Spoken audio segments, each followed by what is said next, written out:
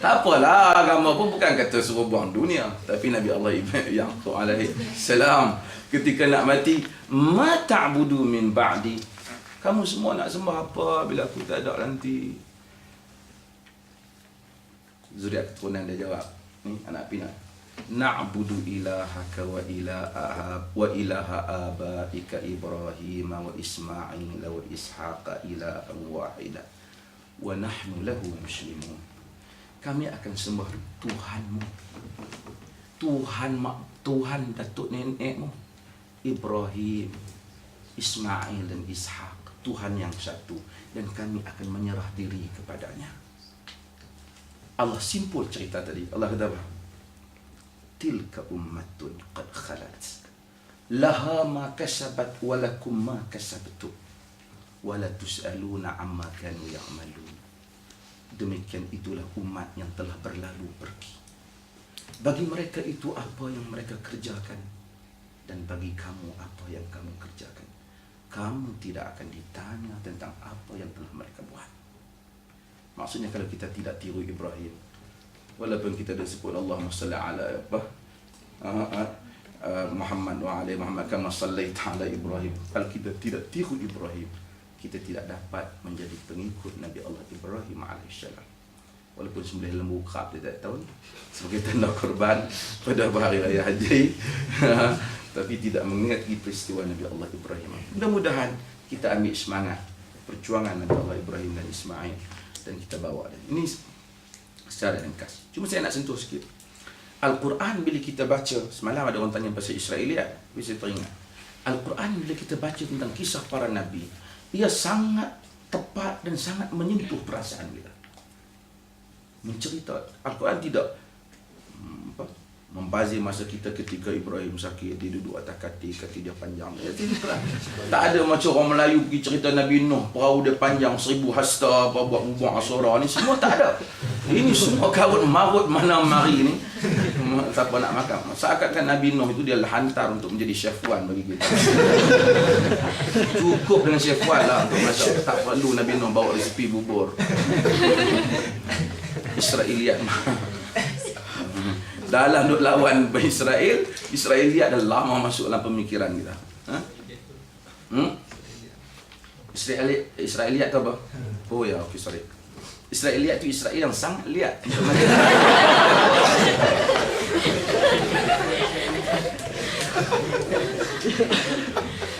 Bagus sesi soal jawab awal. Tak betul juga, you kena tanya, kata saya cakap tak faham.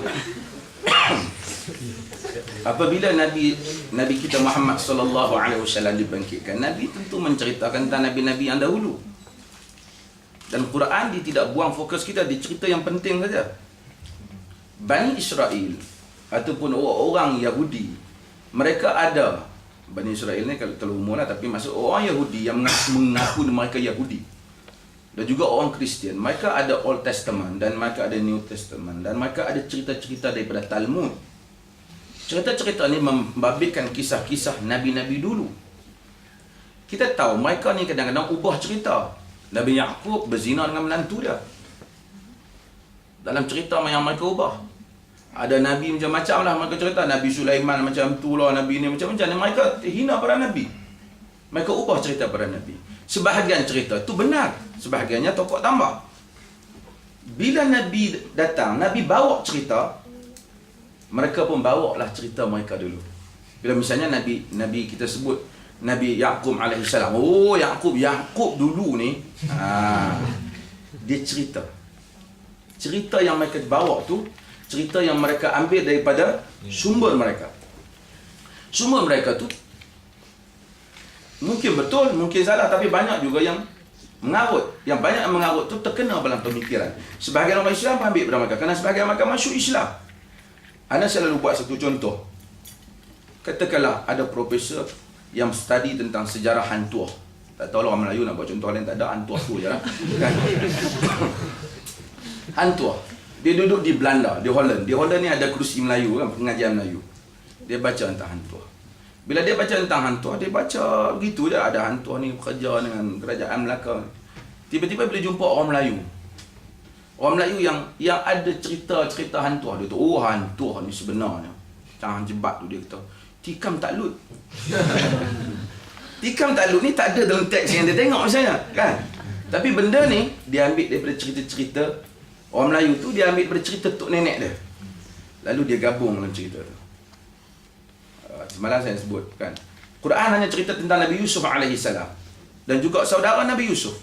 Quran tak beritahu nama dia Bunyamin. Ya, Israeliat kata namanya Bunyamin. Wanita isteri Al-Aziz yang menggoda Nabi Yusuf AS. Quran tak pernah beritahu, Nabi pun tak pernah beritahu, kata namanya Zulaikha. Israeliat kata Zulaikha. Sehingga orang Melayu pun tulis ada kertas kenuri Zulaikha. Kan? Himpunkan hati kami seperti mana engkau menghimpunkan hati Yusuf dan Zulaikha. Tak pernah ada dalam riwayat Islam yang sahih yang menyatakan Nabi Yusuf berkahwin dengan Zulaikha. Tidak ada.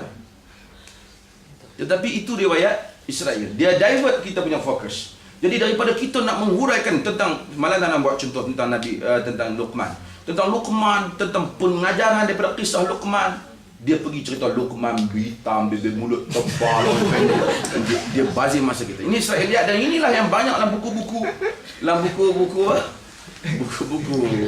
semalam nak buat contoh dalam kitab, ada kitab Melayu, Jawi Melayu lama sebut tentang Firaun, kan? Adapun Firaun itu, kata kita tafsir Jawi lama lah, membuang air ia sebanyak 40 hari satu kali. Dia memang completely sembelit. Firaun, kan? Tak ada dalam Quran, ada. Dia ambil mana, kan? Nabi Israel. Maka apabila terkejut ia akan ular Nabi Musa, membuang airlah ia sebanyak 40 kali satu hari. Memang kemudian